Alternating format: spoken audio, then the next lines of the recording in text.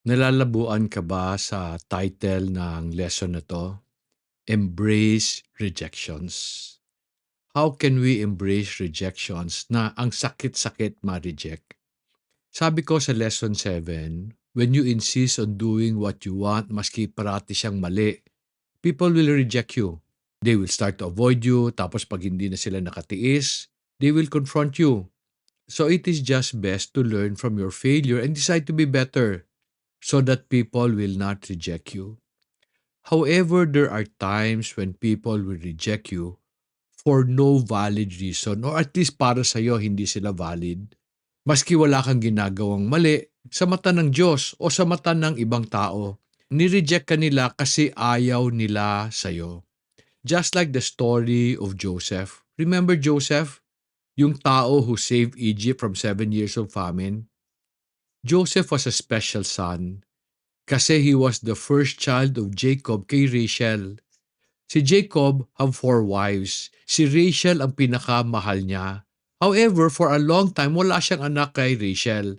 Pero finally, God showed mercy kay Rachel, so dumating si Joseph. Joseph had another brother from his mother. Pangalan niya si Benjamin. Pero si Joseph had 10 other brothers from the 3 other wives of his father.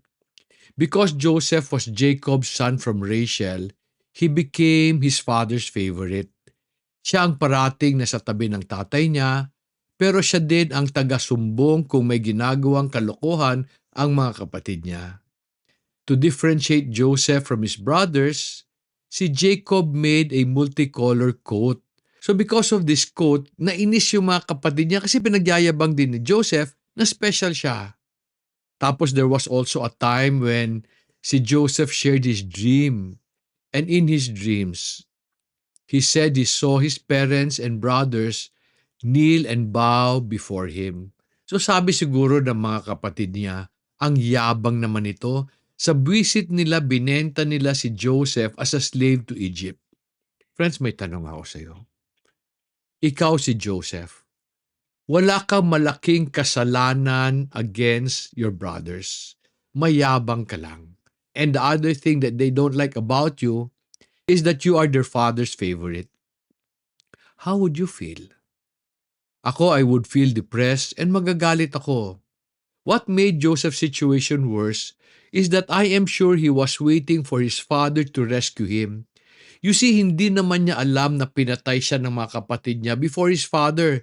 After selling him to the merchants who are going to Egypt, sinabi nila sa tatay nila na si Joseph kinain ng leon and showed a bloody multicolored coat.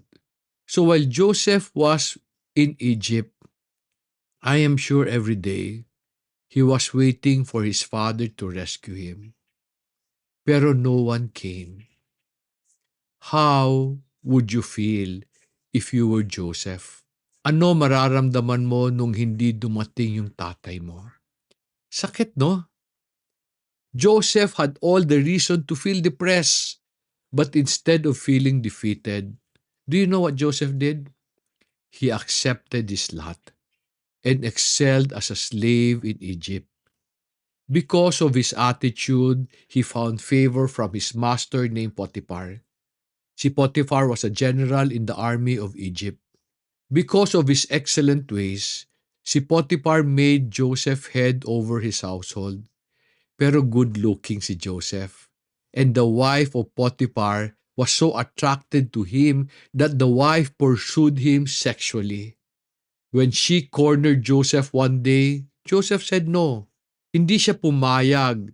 And we see the reason that he gave in Genesis chapter 39, verse 9.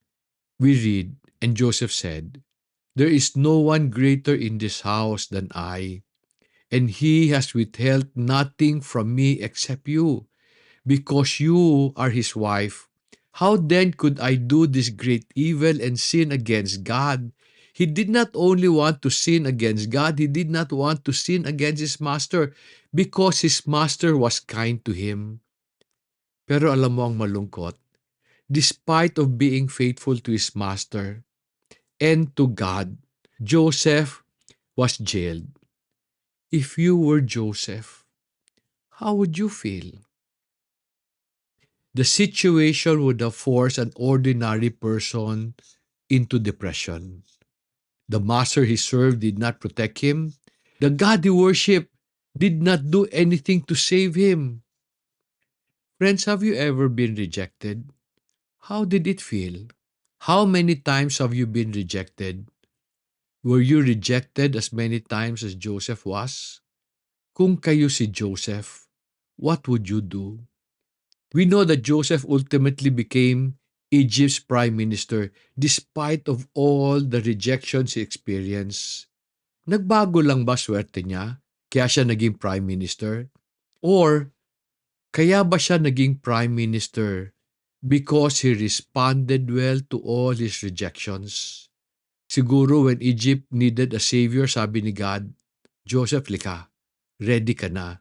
Ikaw ang gagamitin ko. Ready for what? I will explain this later. Friends, people will reject you for their reasons. They will reject you when they see something wrong with you, something that they do not like. You may not necessarily be in sin, pero pag ayaw nila ang approach mo sa kanila or pagdala mo sa sarili mo, they will reject you. When they reject you, they are just telling you, ayaw ko sa style mo, ayaw ko sa approach mo sa akin, or approach mo sa buhay. Alam mo, like failure, rejection is not necessarily bad because it allows us to improve on our character. So therefore, when you are rejected, do not get angry. Instead, ask, why did they reject me? Try to know what attitude you need to change or trait you need to improve so that they will accept you. The internet tells us today that we should do what we want regardless of what people say. Maski ma-reject ka, total naman hindi naman sila ang pinagsisilbihan mo.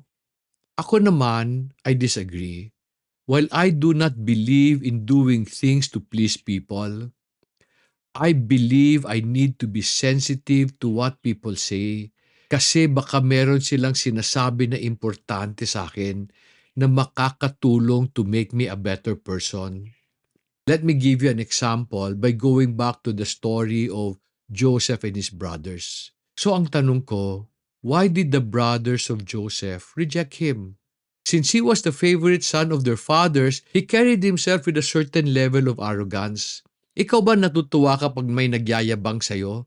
Tas papakita pa niya yung multicolored coat niya, tas sasabihin pa niya yung panaginip niya sa'yo, tas sabihin niya sa'yo, ikaw luluhod ka sa akin.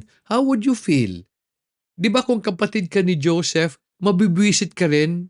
Tapos pa when his brothers would do foolish things, susumbong pa niya sa tatay nila.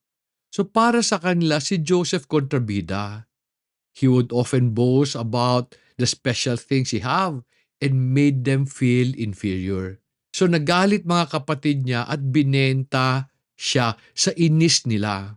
Now if this is true that he was rejected kasi medyo rough yung ugali niya, why did Potiphar reject him and send him to jail?